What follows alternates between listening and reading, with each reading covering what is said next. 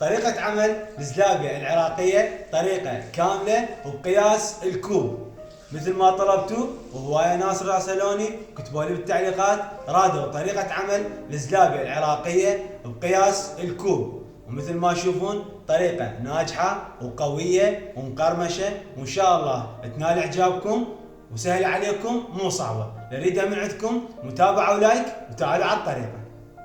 طريقة عملها مثل ما قلنا لكم بالكوب، والكوب يكون صغير أو كبير المهم نفس القياس، يعني المي نفس الكوب والنشا والطحين يكون نفس قياس الكوب. هسه اني نفس قياس الكوب راح استخدم القياسات والطريقة.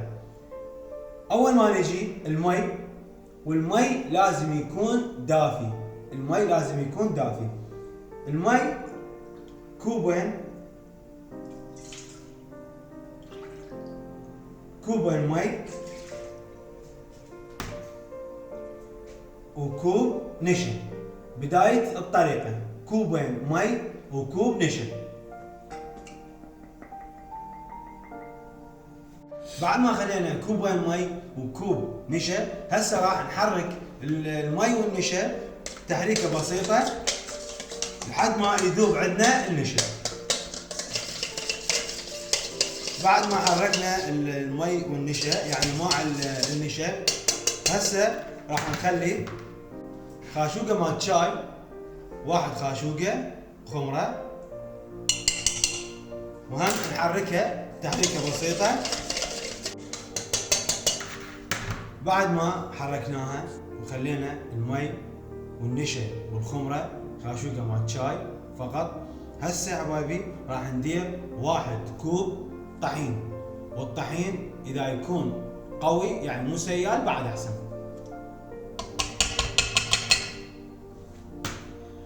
هسه بعد ما خلينا الطحين هسه راح نعجنها. بعد ما حركناها وشفناها خفيفة، يعني اذا كانت عندك خفيفة شوية تدير لها طحين النوب شوية، يعني تضاعف شوية الطحين ماكو مشكلة ما تأثر. شي بسيط ما خليته هواية. بعد ما شفتها شوية يعني قوية صارت عجينة حلوة وسط، يعني هذا بعد ما نحتاجه. لازم نعجنها بالايد، نلبس الشف. بعد ما لبسنا الشف لازم نعجنها بالايد. ليش نعجنها بالايد؟ حتى ما يكون بيها دغاليص ومن نصبها يسدد عندك القالب او القيف اللي راح تصب به، فلازم نعجنها بالايد. ولازم من تعجنها بيدك تفرك العجينة بهاي الطريقة، يعني ما تخلي دغاليص بالعجينة. مثل ما تشوفون هاي طريقة العجينة، من نشوفها زينة يعني خفيفة لو ثخينة ترفع ايدك تنزل بهاي الطريقة، يعني عجنة مضبوطة. لازم تكون العجينة وسط، لا ثخينة ولا خفيفة. بعد ما خلصنا العجينة هسه راح نخلي خاشوقة مال شاي بيكنج باودر. خاشوقة مال شاي بيكنج باودر نهاية العجينة، يعني آخر شيء تخلي خاشوقة بيكنج باودر ونطرقها طرقة بسيطة. وبعد ما كملت عندنا العجنة مثل ما تشوفون عجينة كلش حلوة. هسه حبايبي بعد ما كملنا العجنة مثل ما تشوفون وسط، ما ردناها لا لينة ولا ثخينة. هسه راح نغطيها 15 دقيقة، نروح نجهز الدهن، نجهز الطاوة ونرجع لكم. هسه راح نحضر الطاوة، شغلنا النار وخلينا الطاوة، راح ندير لها دهن. والدهن لا تخلونه حيل عالي، يعني وسط، نقول تقريبا حق اصبع او اقل الاصبع بهاي الكمية. شوفوا هاي الحافة كلش كافية. بعد ما خمرت عندي الزلابية تقريبا نقول صار لها 15 دقيقة. اكو معلومة، انا عندي قالب موجود هذا مال الزلابية كلها تعرفه، فاني ما راح اصب بالقالب. ايش سويت؟ بطل موجود، هاي تفيد لاهل البيت، لهم البيت يعني. بطل موجود، هذا البطل تقصينه من الشعب، تقصينه قصه عاديه اعتياديه، قصه عدله، وتزرفين القبض بهذا الشكل. تصير مثل قالب مال الزلابي. معلومه ان شاء الله تفيدكم، وهسه راح اشوف لكم اياها شلون راح نصبها وتطلع عندنا الزلابي. يلا تعالوا حبايبي. بعد ما جهز عندنا الدهن، والدهن لازم يكون حار، يعني هسه تخلي ايدك حار. وشلون تفحصه؟ نفحصه بهاي الطريقه، نخلي خازوقي باعه حار. شوفوا شلون ارتفعت، لازم تكون ترتفع على السريع من الدهن. هي هاي الزلابيه والقرمشه. نجي نحرك العجينه بهاي الطريقه، نطلع الهواء، ومثل ما شفتوا القالب نصب بهذا الشكل.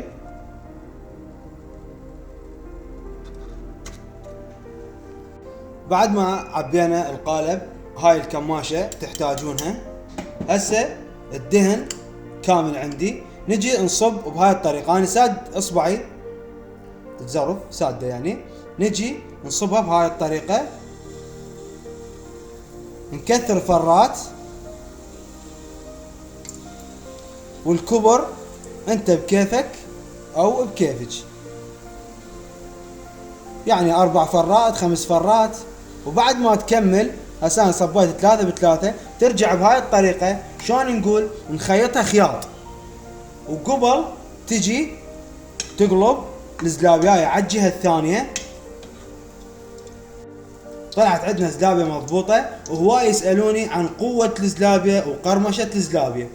لازم تكون الدهن عندك حار، ومن تقلبها هسه باع الزمها هيك انا قوية، صارت قوية باعولها. هسه متلزمها هاي قوية، يعني مو لينة، واخليها النوب تستوي بعد، مو على حمار على بياض. باع هسه قامت تصفر. من تقوم تصفر شو اسوي هسه؟ نجيب الشيرة.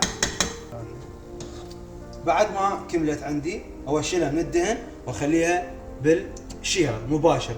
بس المهم تكون قرمشة عندك بالدهن، القرمشة بالدهن. راح اصب صبة ثانية مثل ما قلت لكم، تكثرون فرات، ومن تخلص ترجع على الزلابية تربطها ربط، احنا نقول ربط. واني لا تباعون على كبرها، الكبر انتم بكيفكم، تكون كبيرة او صغيرة. اني هذا شرح مثل ما تشوفون، اقلبها مباشر، اقلبها يعني على الجهة الثانية واخليها تتقرمش. يلا اطلعها بالشيرة، والشيرة لازم تكون دافية. هسه راح اخليها تبس، ومن تبس لازم الزمها هيك يابسة. يلا اطلعها. هسه باعوا مثل ما تشوفون صارت يابسة، هي بيضة. من تبس ما اطلعها.